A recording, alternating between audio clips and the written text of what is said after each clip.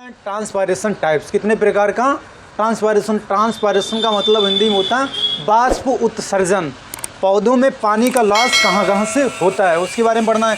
तो ट्रांसपायरेशन हमारा 3 टाइप का होता है। एक होता है स्टोमेटा। स्टोमेटा के द्वारा जो हानि होती है पानी की वो 80 से 90%, जिसे बोलते हैं रंध्र के द्वारा 80 से 90%। क्यूटिकल के जो पौधे की त्वचा के द्वारा होती है वो 3 से 9%। और लेंटिक्यूटिकल का मतलब ये होता है स्टोमेटा हमारे फलों में पाए जाते हैं।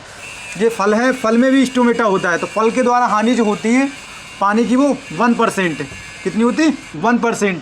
क्यूटिकल के द्वारा 3 से 9% तक।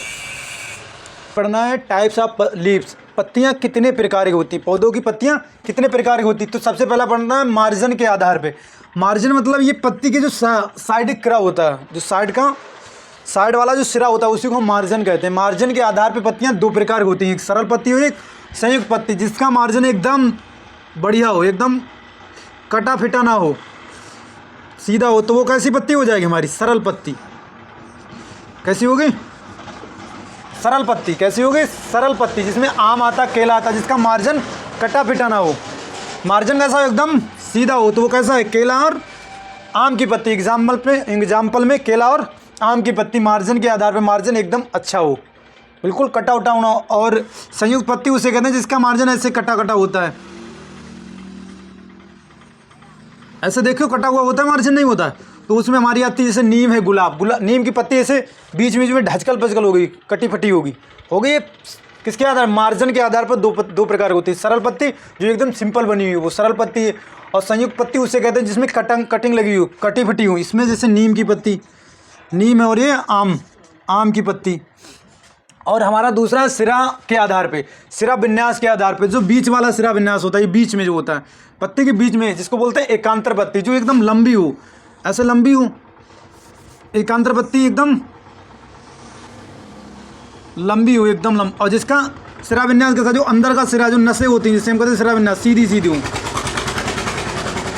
ऐसे सिरा विन्यास हो।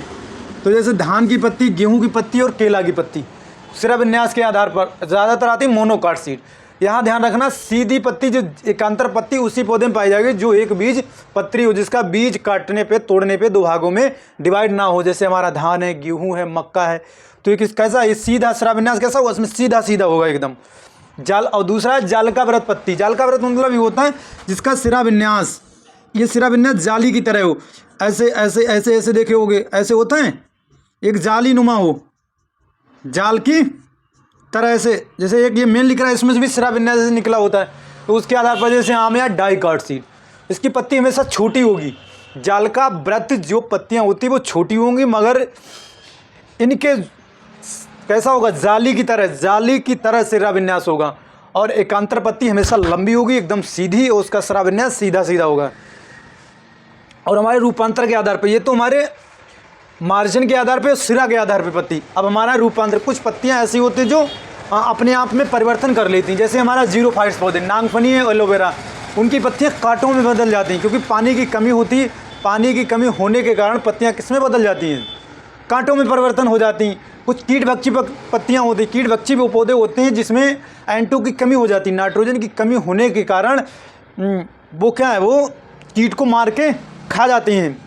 तो उसमें आता है नेफेंथस पौधे, नेफेंथस कुल के पौधे आते हैं। ये क्या होता है, कीट जब इसके अंदर जाता है ऊपर से बंद कर लेती है, ऐसे कीट उसमें अंदर मर जाता है। अगला ट्रेंडल कुकुरबिटेसियम, ट्रेंडल प्रकार ये रूपांतर पत्तियाँ हैं। जैसे तुम देखे होगे तुरई वगैरह देखो तो इस तरह को वो चढ़ने के लिए, सहायता के लिए होता है, वो देखे होगे। ये पत्तियों का ही रूप है, मॉडिफिकेशन है। ये तुम मटर में देखे होगे, लौकी में देखे हो, तुरई में देखे हो, कद्दू में, करेले में देखे नहीं, वो ऐसे निकली होती हैं, वो चढ़ने में काम आती। तो कैसी पत्तियां होती, रूपांतर पत्तियां होती। ट्रेंडल प्रकार की, ये मॉडिफाइड लीफ होती है। ये पत्तियों का ही प्रकार होता है, इनका काम होता है सहायता देना, चढ़ने में आसानी। एक क्लाइंबिंग प्लांट में पाई जाती, जो चढ़ने वाले पौधे होते हैं उसमें ट्रेंडल प्रकार की पत्तियां पाई जाती। तो पत्तियां हमारी मेनली 3 प्रकार होती हैं, इसका एक स्क्रीनशॉट ले लेना। हमें पढ़ना टाइप ऑफ स्टोमेटा लीव्स। हमारी कितने प्रकार की लीव्स होती हैं और स्टोमेटा कहाँ कहाँ पाए जाते हैं। तो स्टोमेटा हम उन्हें कहते हैं जो पत्ती में छेद जैसी संरचना पाई जाती, छेद जैसी संरचना पाई जाए, छिद्र पाए जाएंगे, उसको स्टोमेटा या रंध्र कहते हैं। स्टोमेटा या रंध्र, उनका कार्य होता है CO2 को अंदर लेना और O2 को बाहर करना और बाष्प उत्सर्जन करना। मेनली 3 काम होते हैं, पानी का ह्रास करना, कोई आ गया क्या, पानी का लॉस करना और CO2 को अंदर लेना और O2 को बाहर करना। ये काम होता है हमारा स्टोमेटा का। इन्हीं को हम बोलते हैं रंध्र। क्लोरोप्लास्ट उन्हें कहते हैं जो धब्बे जैसी संरचना पाई जाती है, जैसे गोल गोल धब्बे जैसी, हरे हरे कलर धब्बे जैसी संरचना पाई जाए, उनको हम क्लोरोप्लास्ट बोलते हैं। इसका काम होता है भोजन का निर्माण करना, पौधे में भोजन का निर्माण करना, पौधे में भोजन का निर्माण करना क्लोरोप्लास्ट का काम होता है। और स्टोमेटा का काम होता है पानी का लॉस करना या हानि करना, कार्बन डाइऑक्साइड गैस को अंदर लेना और O2 को बाहर छोड़ना। ये हमारा स्टोमेटा का काम है। और क्लोरोप्लास्ट का काम है भोजन का निर्माण करना। ये भोजन का निर्माण करते हैं। इसी के आधार पर स्टोमेटा के आधार हमारे कितने प्रकार, type of stomata leaves, stomata हमारे कितने प्रकार के होते हैं, रंध्र, रंध्र हमारे कितने प्रकार के होते हैं, मेनली 4 प्रकार के। सबसे पहला है हाइपोस्टोमेटिक। हाइपोस्टोमेटिक का मतलब ये होता है stomata leaves surface, lower surface. जैसे ये पत्ती हमारी है, तो पत्ती की निचली सतह पे अगर स्टोमेटा पाए जा रहे हैं, मेनली ये डाइकाट सीड में होते हैं। द्विबीजपत्री, द्विबीजपत्री जिसका बीज पत्र तोड़ने पे अगर बीज को खोलोगे 2 भागों में बढ़ जाए, जिसका पत्ती छोटी हो, तो उसमें जो स्टोमेटा है वो नीचे पाए जाएंगे, पत्ती के कहाँ पाए, लोअर सरफेस, नीचे पाए जाते हैं। इनको हम बोलते हैं हाइपोस्टोमेटिक टाइप है। अगला है इपिस्टोमेटिक। इपिस्टोमेटिक का मतलब stomata upper surface. Upper surface का मतलब होता है पत्ती की ऊपरी सतह पर स्टोमेटा का पाया जाना।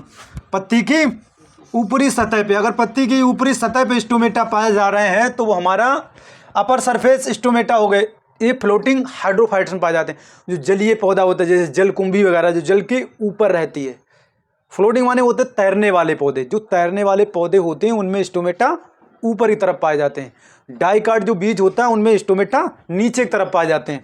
अगला है एम्फीस्टोमेटिक। एम्फीस्टोमेटिक का मतलब ये होता है स्टोमेटा बोथ सरफेस, ऊपर भी पाए जाएंगे और नीचे भी पाए जाएंगे। हमारे एक बीज पत्री पत्तियों में पाए जाते हैं। एक बीज पत्री जो पत्ती होती उनमें पाए जाते हैं। एक बीज पत्ती पौधों में पाए जाते हैं। ऊपर भी होंगे और नीचे भी स्टोमेटा होंगे। डाइकाट में हमारे नीचे होंगे और मोनोकाट में ऊपर नीचे दोनों होंगे और फ्लोटिंग में ऊपर सिर्फ होंगे स्टोमेटा। अगला है हमारा एस्टोमेटिक स्टोमेटा अब्सेंट। स्टोमेटा अब्सेंट होते हैं। एस्टोमेटिक प्लांट टाइप की जो पत्तियां होती हैं उनमें स्टोमेटा अब्सेंट होते हैं। ये पाए जाते हैं माइग्रेजिंग हाइड्रोफाइट्स। माइग्रेजिंग हाइड्रोफाइट का मतलब होता है जो हमेशा पानी में ही डूबे रहते हैं पौधे, जो हमेशा पानी में ही डूबे रहते हैं। जैसे एग्जांपल में हाइड्रिला, ये हमेशा पानी के अंदर ही रहता है, इसलिए इसमें स्टोमेटा नहीं पाए जाते। मोनोकाट में स्टोमेटा पाए जाते हैं, तो दोनों तरफ, डाइकाट में एक तरफ नीचे, और हमारा तीसरा है इपिस्टोमेटिक में ऊपरी सरफेस, जो फ्लोटिंग वाले पौधे होते हैं जैसे जलकुंभी वगैरह होती।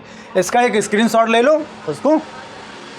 Stomata opening and closing period, जो हमारे रंध्र हैं वो कैसे खुलते और कैसे बंद होते हैं। तो सबसे पहला अल्फा टाइप या लूर्सन टाइप जिसको बोलते हैं, लूर्सन प्रकार का, ये दिन और रात खुले रहते हैं। ये रात और दिन खुले रहते हैं। इसको मीजोफाइट कहते हैं। जैसे मटर है, सेम है, मूली और शलजम है, इनको हम मीजोफाइट प्लांट्स भी कहते हैं। अगला है पोटैटो टाइप, ये शाम को कुछ समय के लिए बंद हो जाते हैं और दिन में पूरे दिन खुले रहते हैं। एग्जाम्पल है प्याज है, बंद गोभी और कद्दू है। अल्फा टाइप के जो है पूरे रात दिन खुले रहते हैं, इसमें दिन में खुले रहेंगे, रात में कुछ समय के लिए बंद हो जाएंगे। और बार्ले टाइप, ये दिन में कुछ समय के लिए खुलते हैं, उल्टा है इसका, दिन में कुछ समय के लिए खुले रहते हैं, बाकी समय बंद रहते हैं। जैसे सीरियल क्रॉप, गेहूँ और जौ, इसीलिए सीरियल क्रॉप ज़्यादा पानी का लॉस नहीं करते हैं। और हमारा स्टोमेटा खोलने और बंद करने में कुछ इंपॉर्टेंट चीज़ें, जैसे नीला प्रकाश, स्टोमेटा खोलने में बहुत मदद करता है। अगर स्टोमेटा ओपन होगा तो नीला प्रकाश हो, बहुत जल्दी खुल जाएगा। और पोटास, जो पोषक तत्व होता है पोटास, एक खोलने और बंद करने का कार्य करता है पोटास। और ट्रिगर प्रेशर अगर लो है, ट्रिगर प्रेशर लो है तो हमारा स्टोमेटा बंद हो जाएगा। अगर ट्रिगर प्रेशर ज़्यादा है तो खुलने में मदद करता है। ट्रिगर प्रेशर का भी है, ट्रिगर प्रेशर वह प्रेशर होता है जो स्टोमेटा के, ये स्टोमेटा है हमारे, इनके अंदर, इसके अंदर जो बल लगता है, जो प्रेशर इसके अंदर लगता है, तो ये स्टोमेटा को खोलने और बंद करने का कार्य करता है। स्टोमेटा खोलने और बंद करने का कार्य करता है। इसका एक स्क्रीनशॉट ले लो। गुटेशन, गुटेशन किसे कहते हैं? जब हमारे पौधे में रूट प्रेशर लगेगा, ये पौधा है, ये पौधे में जब रूट प्रेशर लग रहा है, तुम देखोगे गेहूँ की ही तरह हमारी जई और जौ होती, सीरियल क्रॉप, ये ग्रेमनी फैमिली होती है, इनमें जब रूट प्रेशर ज़्यादा लग रहा है तो क्या होता है, ये बूंद यहाँ पर ओस की जैसी बूंद दिखाई देगी, तो वो हमारा क्या होता है, उसी को हम गुटेशन कहते हैं। जो उसकी बूंद जैसी दिखाई दे तो रूट प्रेशर के द्वारा होता है हमारा अरबी और जई और जौ में। अगला है ब्लीडिंग। ब्लीडिंग का मतलब ये होता है, ये भी रूट प्रेशर के द्वारा क्रिया होती है। जैसे ये हमारा पौधा है, कहीं पर यहाँ कट लग जाए या कहीं पर हम कटिंग करते तो कट जाए, जैसे चोट लग जाना, पौधे चोट लग जाती तो पानी वगैरह गोंद वगैरह निकलता रहता है, उसी क्रिया को हम ब्लीडिंग कहते हैं। वो भी हमारी रूट प्रेशर के द्वारा ही होती है। तो हमारा पानी का लॉस हम पढ़ लिए थे, ट्रांसवायरेशन है, गुटेशन है और ब्लीडिंग, 3 प्रकार से होता है। और हमारा ट्रांसवायरेशन में किसके किसके द्वारा पानी का लॉस होता है, तो स्टोमेटा है, क्यूटिकल है और लेंटिक्यूटिकल के द्वारा। स्टोमेटा के प्रकार पढ़ लिए, टाइप ऑफ स्टोमेटा कितने प्रकार होते हैं, गुटेशन किसे कहते हैं, ब्लीडिंग कितने कहते हैं, ये हम पानी का लॉस